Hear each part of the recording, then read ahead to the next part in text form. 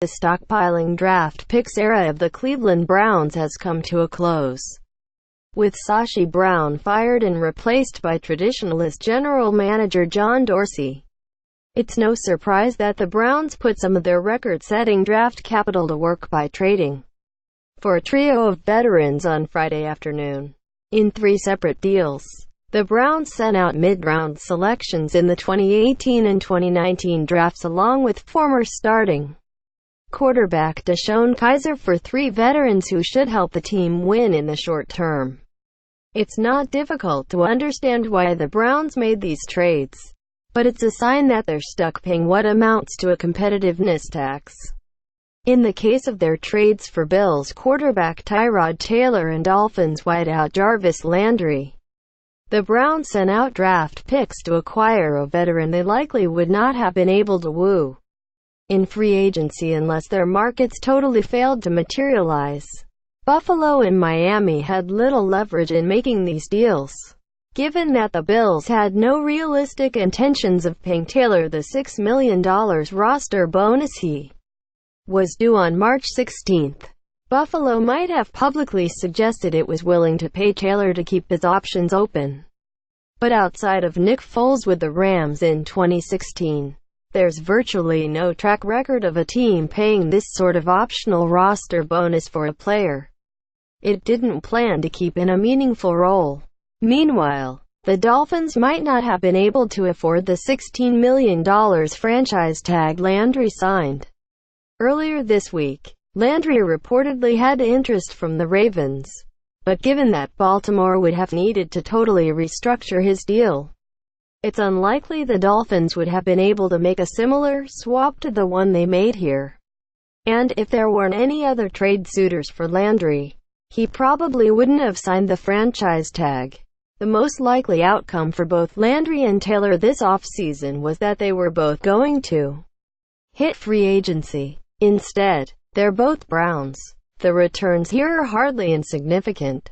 The Browns sent the first pick of the 3rd round to the Bills for Taylor, a selection which has delivered a pair of All-Pros in Travis Kelce and Kevin Byard in recent years. That pick gives the Bills 5 of the top 65 selections in this year's draft.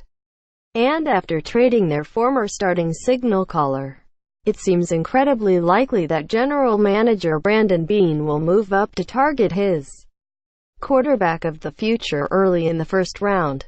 Trading up might also be easier if the Browns are out of the quarterback market. There was certainly scuttlebutt going around the NFL Combine last week that Dorsey and the Browns were not overly enthused with any of the passer options available in this year's draft. Although I'd be hesitant to buy into that, given how much more of the draft process there is still to go and how wary teams are to play their hand with their interest in quarterbacks. It seemed likely in December that the Browns and Giants would take quarterbacks with the first 2 selections in April, but that's not clear anymore.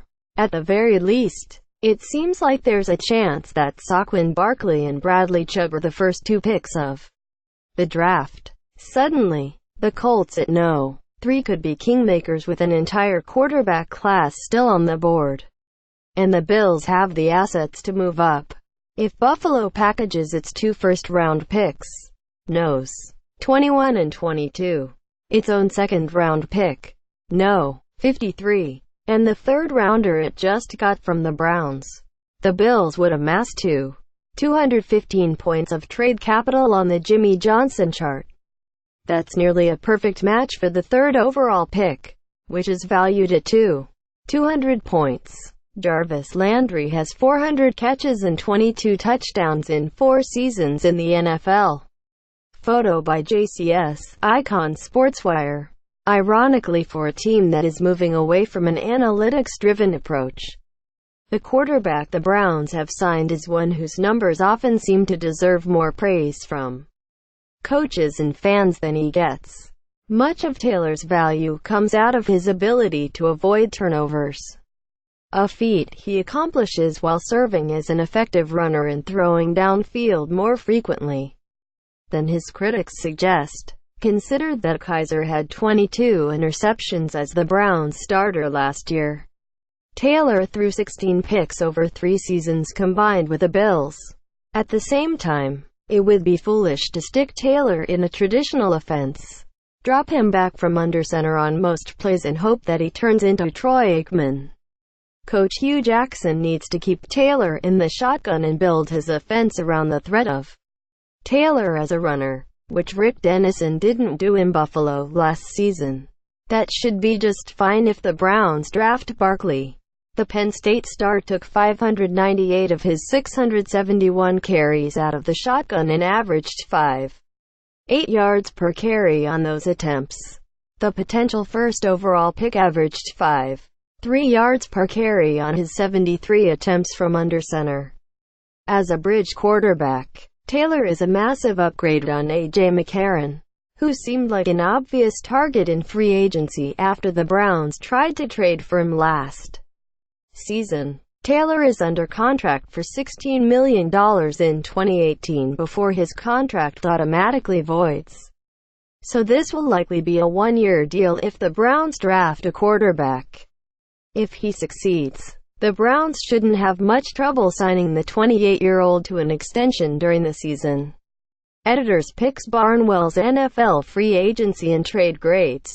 Browns make 3 big moves: Tyrod Taylor and Jarvis Landry to the Browns, Aqib Talib to the Rams, Michael Bennett to the Eagles, Alex Smith to Washington. Bill Barnwell evaluates every big move of the offseason. Best part of Browns adding 3 players.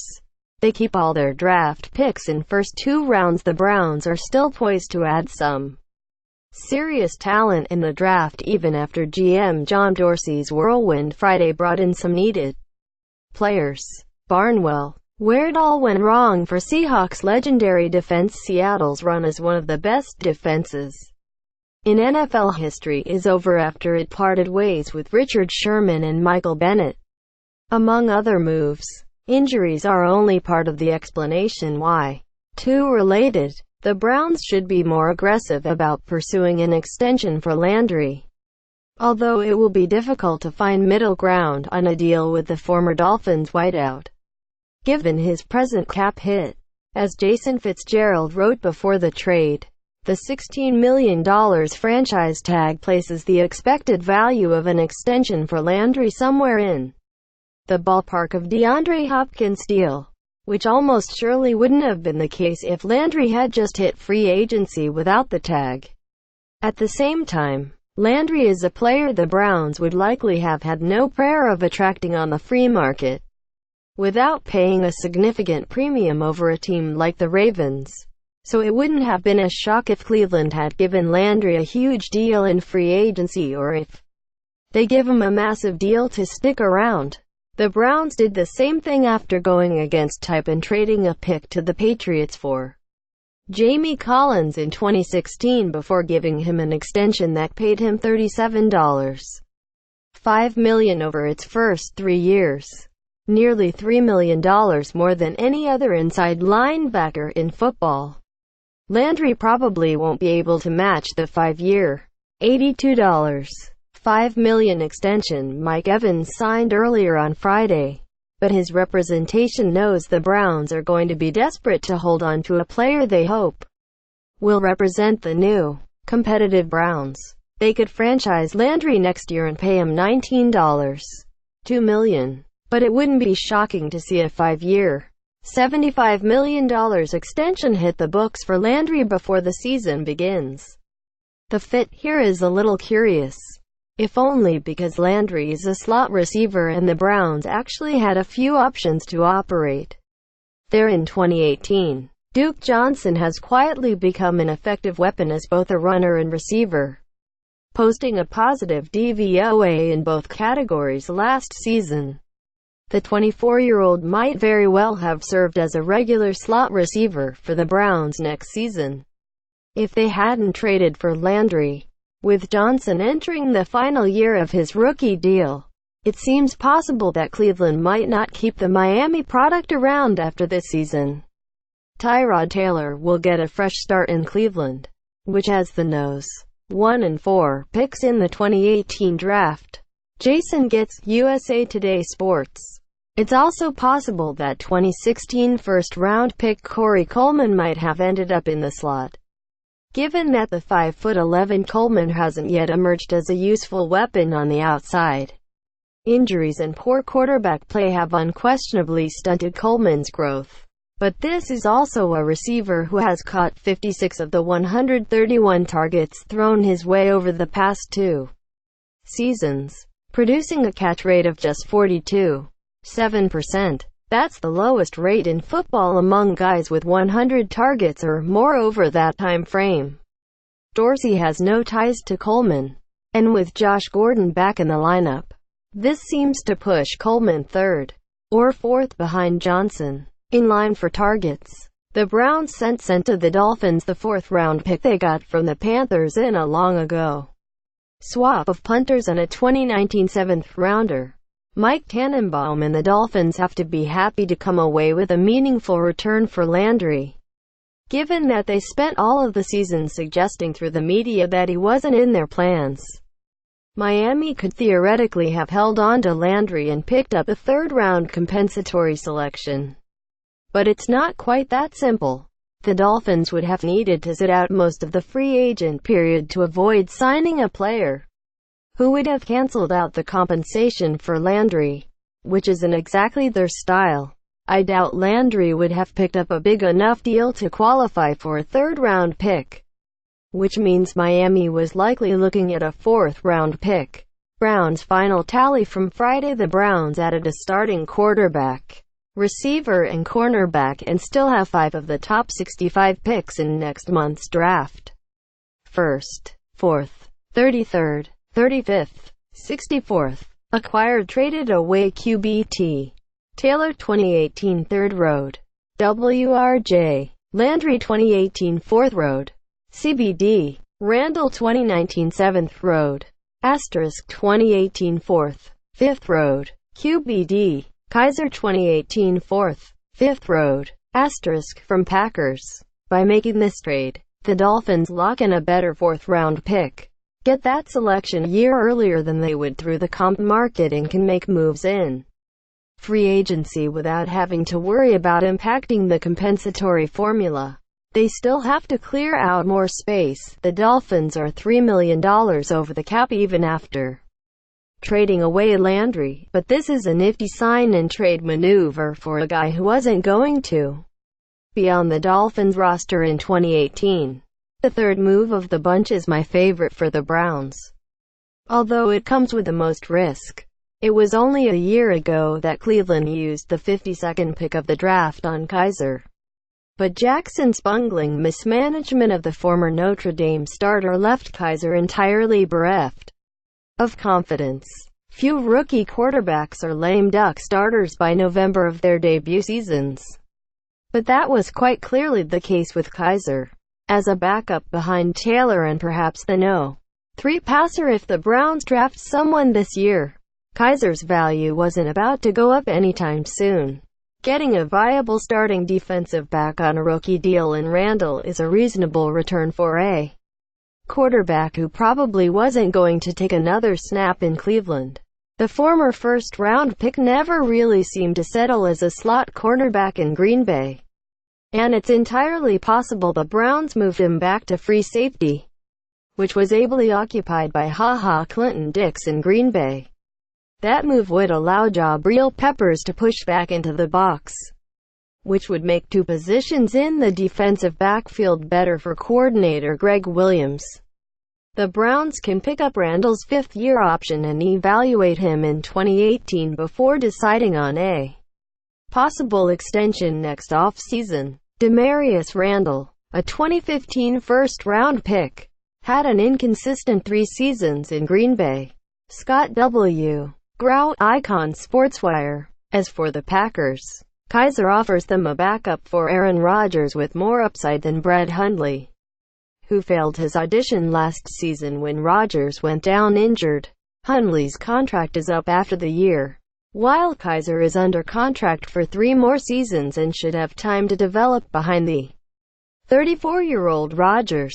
Kaiser won't be the long-term replacement for Rodgers barring some serious injury, but he could represent a cheap backup option with more upside in a West Coast scheme than Hundley. The two teams also swapped 4th and 5th round picks as part of the deal. And while the Browns were picking first in each round, the deal doesn't amount to a huge return for the Packers. By Chase Stewart's draft chart, the trade value of the picks resolves down to the Packers gaining something close to the 188th pick, a selection in the middle of the 6th round. The Browns still have the option of trading down from one of their two top 4 picks.